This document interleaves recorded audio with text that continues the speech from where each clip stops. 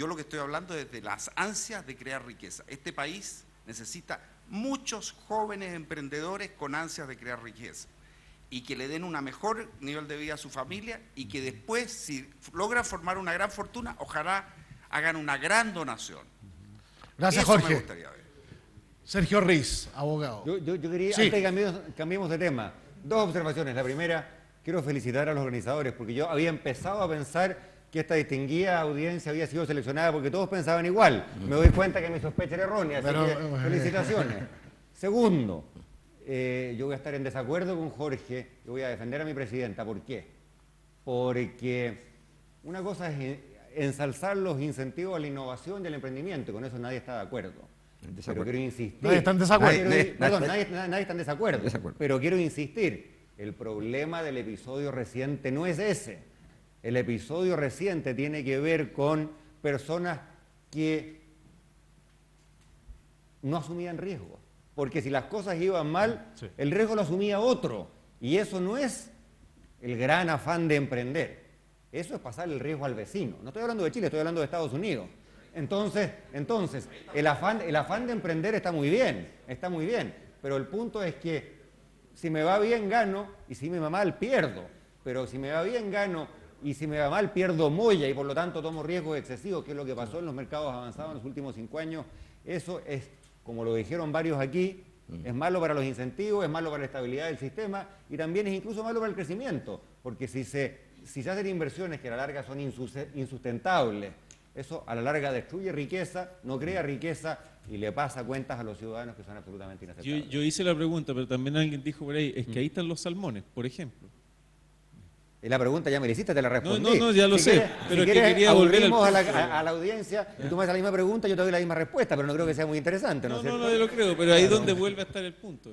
Sergio Riz. Sí, yo quería referirme a la codicia bien cortamente. Yo creo que hay un problema semántico más que nada. Yo creo que en la codicia está la palabra mal usada, porque la codicia, bien entendida y como la define el diccionario, es la ambición desmedida. Y a eso yo creo que radica la crítica que mucha gente le hace a las palabras que, a mi juicio, mal utilizó Jorge. Pues, no, yo creo que no.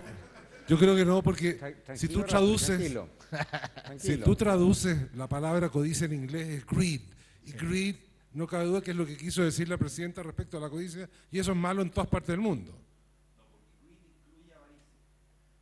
Bueno, nos va a dar para un próximo debate, las próximas conversaciones sobre capital. Nos quedan 3 minutos para las reflexiones finales de nuestros invitados. Bueno, yo creo que ha sido muy interesante para mí ver las reacciones, pero yo quisiera solamente terminar expresando que a mí me parece que en este contexto internacional tan turbulento, en que evidentemente yo creo que Chile sí va a resultar afectado, porque no hay ningún país que esté al margen de esto, pero yo sí coincido con que estamos mucho mejor preparados que antes, que otros países, para enfrentar las consecuencias de la crisis.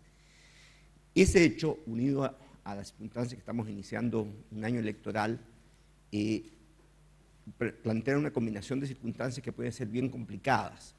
Y por lo tanto, yo creo que lo que habría que tratar en grupos como este, y cada uno en las esferas que nos corresponde actuar, es de trabajar para que los problemas se enfoquen con serenidad, con objetividad, reconociendo las legítimas diferencias políticas, pero tratar de no ideologizar las discusiones, porque creo que eso, digamos, los 3 titulares que tú mencionaste al comienzo de 3 revistas, o esta pregunta sobre el neoliberalismo, por ejemplo, tienen el peligro de que efectivamente por la combinación de un año electoral y por una circunstancia inédita en la historia reciente del mundo de las turbulencias financieras que están ocurriendo, nosotros nos desviemos de la ruta que hemos seguido en los últimos 20 años, que yo creo que ha sido una ruta bastante exitosa. Reconozco que hay muchas limitaciones, pero mi única petición o no sé, planteamiento sería que cada uno en la esfera que nos corresponde tratemos de que las cosas se discutan racionalmente, con equilibrio, con serenidad y con pragmatismo, y evitar 2 errores que a mi juicio pueden ser muy graves. Uno, trasladar mecánicamente los problemas y las soluciones que pueden existir en otros países a el caso de Chile, en que puede ser que ese problema no existe y que por lo tanto la solución que es correcta ya no sea necesario aplicarla mecánicamente acá. Y segundo, tener en cuenta que en circunstancias como las que estamos viviendo puede haber decisiones que son correctas en el corto plazo, pero que pueden ser decisiones que no necesariamente van a permanecer a lo largo del tiempo. Y que en ese sentido yo creo que el país se encuentra en una posición, por lo menos, yo creo, provisoria, y en que todos tenemos que hacer nuestro trabajo en ese sentido. Eso es lo único que yo quisiera decir para concluir. Ministro. Bueno, hay muchos temas y no pretendo sacar una conclusión universal. Dos reflexiones. La primera, el cliché dice que no hay mal que por bien no venga o no hay crisis que no traiga una oportunidad. Y yo creo que este remesón internacional obviamente tiene costos grandes para el planeta, pero en términos de nuestro debate en Chile, creo que nos va a traer un poquito de aire fresco. Porque en Chile, y perdónenme si lo digo, creo que nuestro debate ha sido excesivamente ideológico y lleno de prejuicios. Un ejemplo, la discusión que hemos tenido durante el año pasado respecto a la política fiscal. Chile es un país que ha tenido superávit fiscal 13 de los últimos 16 años, que no tiene deuda pública, que el riesgo país es de los más bajos del mundo emergente. Y había una gran alarma pública en algún momento, al menos en ciertos medios de prensa, porque resulta que este año el gasto público va a crecer 6,8%. Y se hacían todo tipo de vaticinios respecto a las nefastas las nefastas consecuencias que esto podría traer. 3 meses más tarde, perdónenme, queda muy claro que esa discusión no tenía mayor sentido. No tenía mayor sentido porque vemos hoy día los beneficios de una política fiscal activa y contracíclica, y porque vemos además cuál es el debate en este momento en Estados Unidos, en Europa, en fin. No es si la política fiscal debería ser contracíclica o no, es qué tan contracíclica debería ser, qué tan grande debería ser el déficit fiscal, cuánto se va a endeudar el gobierno. Entonces, comparemos lo que se discute allá con lo que se discute acá y convengamos que nuestro debate al respecto no ha sido todo lo libre de prejuicios que debería haber sido. Es la primera idea. La segunda, he escuchado varias veces y se dijo un par de veces aquí y quiero manifestar mi total desacuerdo con esto de que, bueno, el próximo año es un año electoral y qué dificultades trae esto para la economía. Yo les quiero recordar a ustedes que eso se ha dicho antes de cada elección que hemos tenido en Chile del año 90 a la fecha.